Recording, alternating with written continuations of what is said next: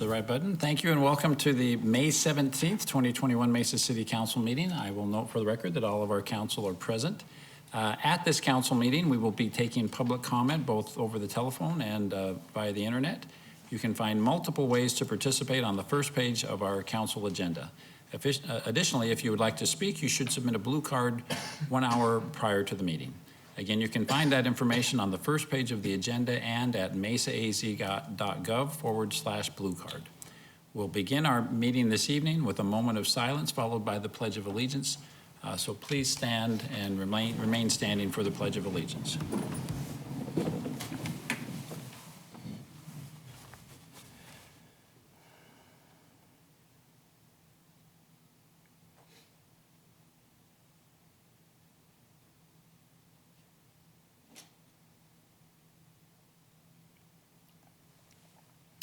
Thank you. Please join me in the Pledge of Allegiance. I pledge allegiance to the flag of the United States of America and to the republic for which it stands, one nation under God, indivisible, with liberty and justice for all.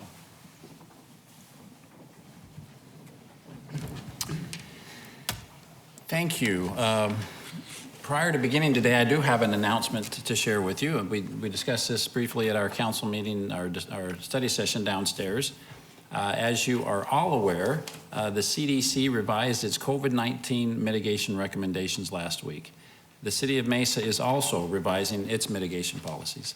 Today, I issued a proclamation easing the face covering measures in the City of Mesa. Effective May the 24th, a week from today, masks will be optional at all City of Mesa facilities that are currently open to the public.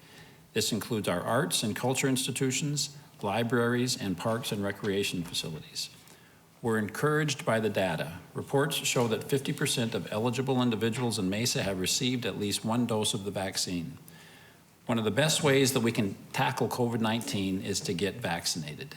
Thankfully, it's easier than ever to get a vaccine in Mesa and Greater Phoenix, and I encourage those who have not yet gotten their shot to take advantage of walk-up or appointment options at the weekly PODs being offered by the Mesa Fire and Medical Department, or to get your vaccine at one of the state-run facilities or local pharmacies.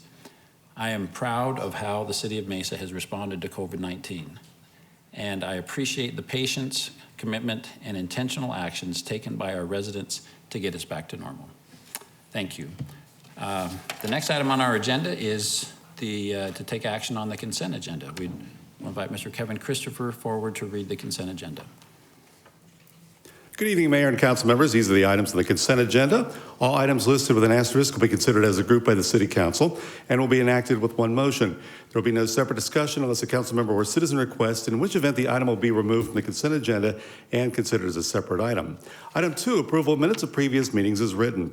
Item 3A, act on liquor license application for Cisse Puede Foundation, one-day event September 4th, 922 South Country Club Drive. Item 3B, act on liquor license application for the Greater Cause, one-day event June 5th at Eastmark, 10,100 East Ray Road. Item 3C, act on liquor license application for Unit 1 Bravo AOMA, one-day event June 3rd, 922 South Country Club Drive. Item 3D, act on liquor license application for Unit 1 Bravo AOMA, one-day event June 17th, 922 South Country Club Drive. Item 3E, act on liquor license application for Unit 1 Bravo AOMA for event on June 19th and 20th, 922 South Country Club Drive. Item 3F, act on liquor license application for Turbo Beverage and Grocery, 2760 East Main Street. Item 3G, act on liquor license application for Fuddruckers, 6455 East Southern Avenue. Item 3H, act on liquor license application for El Pacifico, 1130 West Grove Avenue. Item 3I, act on liquor license application for Harbor Seafood Cajun House and Asian Cuisine, 2711 South Lama School Road. Item 4A, act on 26-month term contract with a one-year renewal option for scoreboard maintenance and repairs for the Parks, Recreation, and Community Facilities Department. Item 4B, act on 29-month term contract with a one-year renewal option for sports lighting with related supplies and services for the Parks, Recreation, and Community Facilities Department. This purchase is funded by Parks Infrastructure and 2018 authorized Parks bonds. Item 4C, act on 3-year term contract with 2 years renewal options for F500 encapsulating agent for the Mesa Fire and Medical Department. Item 4D, act on contract to purchase audio-visual equipment for the Mesa Police Department. Item 4E, act on amendment to the term contract for legal process service for the photo safety program for the Mesa Police Department. Item 4F, act on contract to purchase one triple quadruple mass spectrometer for the Mesa Police Department. This purchase is fully grant funded by the Governor's Office of Highway Safety. Item 4G, act on dollar limit increase to the term contract for Motorola and Kenwood radio equipment, parts, network, and services for the Mesa Police Department. Item 4H, act on contract to purchase one PM10 compact path sweeper for the Transportation Department. Item 4I, act on 5-year term contract with 2 5-year renewal options for an outage management solution for the Energy Resources Department. Item 4J, act on contract to purchase one tractor with cab for the Water Resources Department. Item 4K, act on 7-month term contract with 3 years of renewal options for water and wastewater industrial plumbing supplies for the Water Resources Department. Item 4L, act on contract for the Public Safety Training Facility Driving Track Rehabilitation and Expansion Project. This project is funded by the Public Safety Sales Tax and the Capital General Fund. Item 5A, act on resolution authorizing and supporting the submittal of a grant application by the Arizona Educational Foundation to the Tohono O'odham Nation and authorizing the city manager to accept and administer subsequent awarded funds as a pass-through grant. Item 5B, act on resolution authorizing and supporting the submittal of a grant application by Save the Family Foundation of Arizona to the Tohono O'odham Nation and authorizing the city manager to accept and administer subsequent awarded funds as a pass-through grant. Item 5C, act on resolution extinguishing a drainage easement and releasing a restrictive drainage covenant located at 5129 South Power Road to accommodate the new development at Gallery Park. This is requested by the property owner. Item 5D, act on resolution extinguishing a portion of a 20-foot non-exclusive public utilities easement located at 6361 South Power Road to accommodate a new development called Cabana on Power. This is requested by the property owner. Item 5E, act on resolution extinguishing a drainage easement located at 9321 East Warner Road to accommodate the multifamily development of the Springs at Eastmark. This is requested by the property owner. Item 5F, act on resolution authorizing the sale of certain city-owned real property located at the southwest corner of West First Street and North McDonald to Meldrum Mortuary, and authorizing the city manager to enter into a purchase and sales agreement for the sale and to amend the existing lease for the property. Item 5G, act on resolution approving and authorizing the city manager to enter into a project agreement with Maricopa Association of Governments for an arterial life cycle program project on Ellsworth Road to the Germain Road to Ray Road corridor, specifically the Ellsworth Road and Williams Field Road intersection improvements and the Spine Road improvement project. Item 5H has been removed from the consent agenda. Item 5I, act on resolution modifying fees and charges for the Development Services Department. Item 5J, act on resolution modifying fees and charges for the Business Services Department. Item 5K, act on resolution approving and authorizing the submittal to HUD of the third substantial amendment to the City of Mesa Annual Action Plan for fiscal year 2019-2020, and the fourth substantial amendment to the 5-year consolidated plan for fiscal years 2015-2016 through 2019-2020 for the receipt of Emergency Solutions Grant COVID-19 program funds in response to the coronavirus pandemic, and authorizing the city manager to enter into agreements for disbursement of the funds. The funds will be used to serve homeless populations in Mesa during and impacted by the pandemic. Item 6A has been removed from the consent agenda.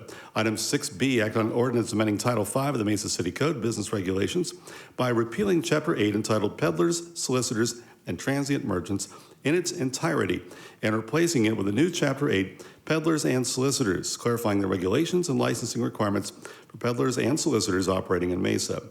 Item 6C, act on ordinance amending Title 5 of the Mesa City Code, Business Regulations, by repealing Chapter 1 entitled Special Event License in its entirety and replacing it with a new Chapter 1 entitled Special Events, clarifying the regulations and licensing requirements for special events in Mesa.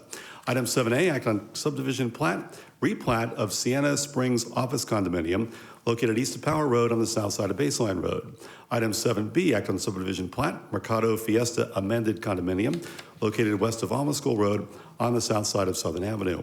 Item 8A has been removed from the consent agenda. Mayor and council members, these are the items on the consent agenda. Thank you, Mr. Christopher. I'm sorry, did you read item 6A as part of the consent agenda? It was removed from the consent agenda. Thank you. Appreciate that. I see we have or Ms. Mickelson, do we have any requests to speak on an item that was read as part of the consent agenda? No request, Mayor. All right, thank you. I see we have a motion made by Mr. Luna, seconded by Mr. Thompson in favor of adopting the consent agenda. Please cast your vote. Thank you. The vote is unanimous in favor of the consent agenda. The next item on our agenda is item 5H. Let me read what that is. It's approving and authorizing the city manager to enter into a development agreement and sustainable water services agreement with Red Ale LLC for the development of approximately 396 acres of property generally located at the southeast corner of Elliott and Ellsworth Roads. I know we've had some discussion and staff presentations on this item beforehand. I believe, Madam Vice Mayor, do you have a comment to make? Yes, thank you, Mayor. I'm not in agreement with item 5H and would like to make a statement about it. I have very serious concerns about our water in Arizona. You know, as we form Mesa's Climate Action Plan and embark upon the first phase of the 7-state drought contingency plan, making cutbacks to agriculture, I cannot in good conscience approve this mega data center using 1.7 million gallons per day on total build out, up to 3 million square feet on 396 acres. The water storage credits in the agreement do not secure our future water supply. In fact, it erodes it. Over the weekend, I read an article on AZ Central called "Our Own Survival is at Stake. Arizona is using up its groundwater," researchers warn. It's based upon a report from ASU's Kyle Center for Water Policy, and the report is named "The Myth of Safe Yield." And it warned that groundwater has been seriously over-allocated, allowing for unsustainable pumping that threatens the state's water future. They say the state's leaders urgently need to reform Arizona's groundwater rules to safeguard these finite reserves and prevent aquifers from continuing to drop. Further in the report, the ADWR, Arizona's Department of Water Resources, acknowledged the CAP is over-allocated and the groundwater is overcommitted. The amount of groundwater rights issued and the amount we are pumping far exceeds our capacity, and Arizona will not reach its 2025 safe yield goal of preserving groundwater. In summary from the report, I quote, "Climate change, aridification, and a drier future will put more stress on Arizona's surface water supplies, making the protection of our groundwater even more crucial so that it can be called upon in emergencies when we need it most. If Arizona is to prosper in the next century, our focus needs to turn to what is essential for our future: the preservation of our groundwater and our increasingly fragile aquifers. Our survival is at stake. We already have 7 to 8 data centers in this area. Data centers are not a responsible use of our water, and it's time to stop and allow other forms of manufacturing and technology to infill in this area. The water revenue and electric sales tax is quite attractive to Mesa. But please remember, Council, in our upcoming budget year, we are approving over $250 million over a 5-year capital improvement plan through the use of utility revenue bonds to add to our water infrastructure to face these water demands. Besides that, our responsibility is well beyond revenue. It's sustaining our quality of life for our residents and for generations to come. Water is everything. It's a finite resource in the desert, and we need to use it very wisely. And for these reasons, I am voting nay on 5H, the development and water service agreements with Red Ale LLC. Thank you. Thank you, Vice Mayor. Council, other discussions? All right, is there for the record, I'll note that I'll be voting in favor of this project. Project Red Ale, when they came to the city of Mesa, they were informed that in order for this to go forward, in light of our sensitivity to water issues, they would have to be acquiring all of their own property rights, all of their own water rights. And so one of the contingencies that was placed on this project from the very beginning is that they would have to work with Salt River Project and to acquire those water rights and then transfer those rights to the city of Mesa. I'd just also like to note this is a very substantial project. This is essentially a 1 million square foot building. The minimum capital investment to construct that building will be north of $800 million, well north of $800 million. There are no waiving of impact fees or public improvement fees, and the ultimate end user of this facility is a company that is famous for being a great community partner. In their other facilities, they have been contributing millions of dollars to the community above and beyond the tax revenue and the utility revenue to support the community. So for those reasons, and acknowledging that water is, of course, a serious issue, but I feel that that issue has been adequately addressed in this situation, I will be voting in favor of the project. Mr. Freeman has made a motion. Mr. Thompson has seconded the motion. Please cast your vote. The vote is 6 ayes and 1 nay, with the vice mayor voting nay for the reasons that she's identified. The next item on our agenda is item 6A. Let me read that for the record. Item 6A is amending Title V of the Mesa City Code Business Regulations by adding a new Chapter 4 entitled Mobile Food Vendors, enacting reasonable regulations and licensing requirements on mobile food vendors and mobile food units operating in the city of Mesa. Ms. Mickelson, I understand we have a couple of requests to speak on this item. Is that right? That's correct, Mayor. 2 speakers submitted comment cards and requested that their comments be read into the record. Thank you. Would you please do that now? Sure. The first speaker is Ted Sparks, speaking in support of the item, and states, although I support the proposed regulations, I feel they should be amended to include the following provisions, which would help avoid the chaos caused by the current food truck operation in our neighborhood. There should be a limit to the number of trucks that can park in one location, perhaps 5 trucks within one city block without being considered a special event. Arizona Revised Statutes 9-48501 grant cities the specific right to prohibit a mobile food vendor from operating within 250 feet of an area zoned for residential use. It seems to me that this right should be exercised by the city and included in the proposed regulations to prevent the recurrence of the animosity generated by the present temporary operation. Another amendment should prohibit food trucks from operating on unpaved lots. We cannot offer our cars for sale on an unpaved lot, but food can be prepared, sold, and consumed there. Thank you for your consideration. The next comment is from Craig Vossler in opposition to the item and states, 1, with respect to the new Title V, Chapter 4 regarding mobile food vendors, why only a 25-foot minimum distance in operating a mobile food unit from a lot or parcel containing a residence, when the Arizona Revised Statutes is 250 feet, a 90% difference? 2, and if Dr. Apia knew of HB 2371 and ARS 9485.1 back in December 2020, after he learned of a certain food park along Power Road, why was this food park allowed to open in that same month? And was there other City of Mesa individuals involved that allowed the creation, opening, and operation of said food park? 3, and as the City of Mesa didn't have its own city ordinance regarding mobile food vendors, why wasn't the Arizona state statute enforced by the City of Mesa? 4, finally, now that the CDC has loosened its restrictions on COVID-19, when will City Council meetings resume in person? Thank you, Craig Vossler. Those are all the comment cards. Thank you. Council, any discussion on this agenda item 6A?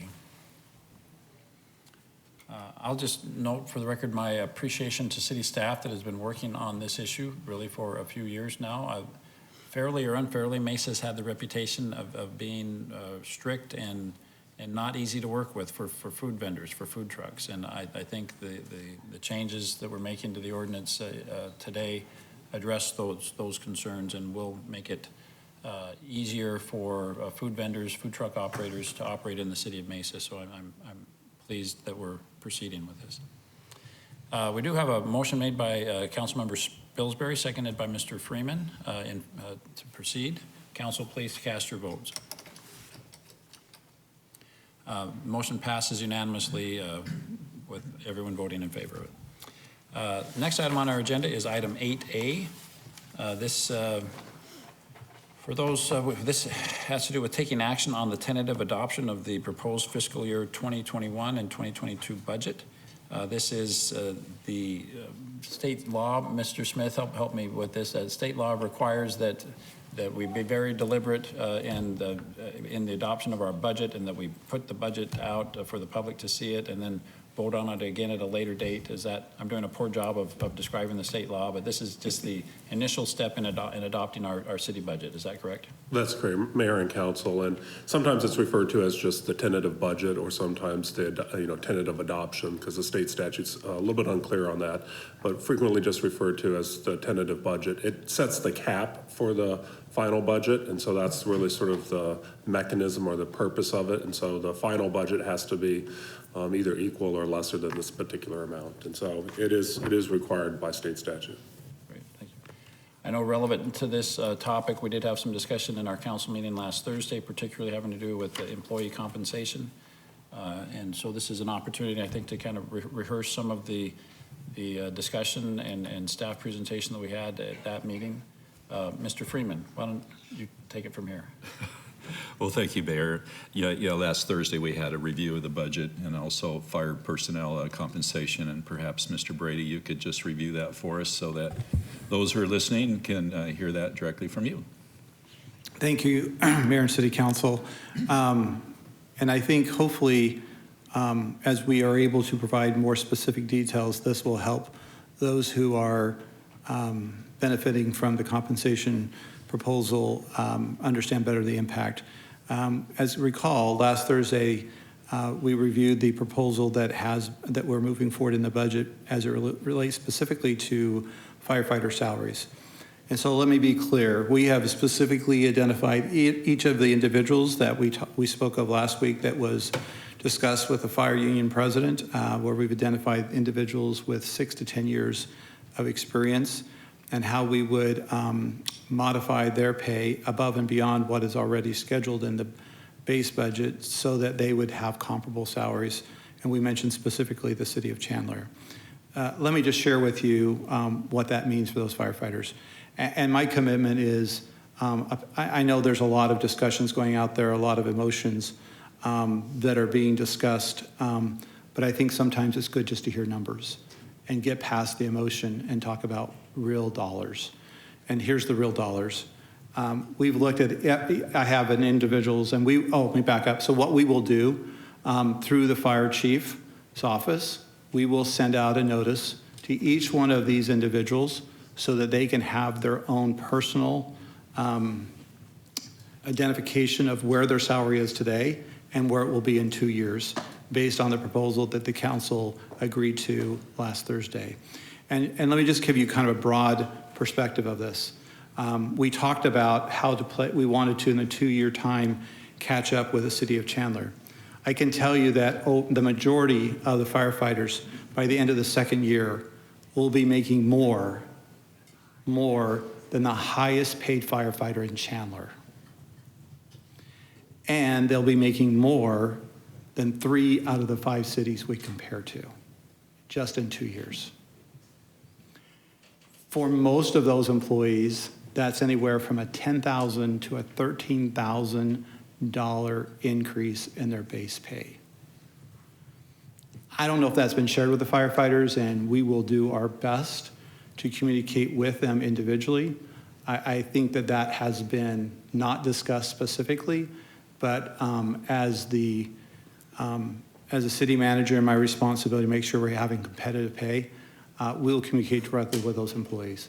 I think there's been a failed communication to express that to those employees generally, and so we will do that individually for each employee to show what their base salary is today, what it will be in July of 2021, and July of 2022. Again, for most of those employees, they're making, they'll see an increase between $10,000 and $13,000 in a 2-year period of time.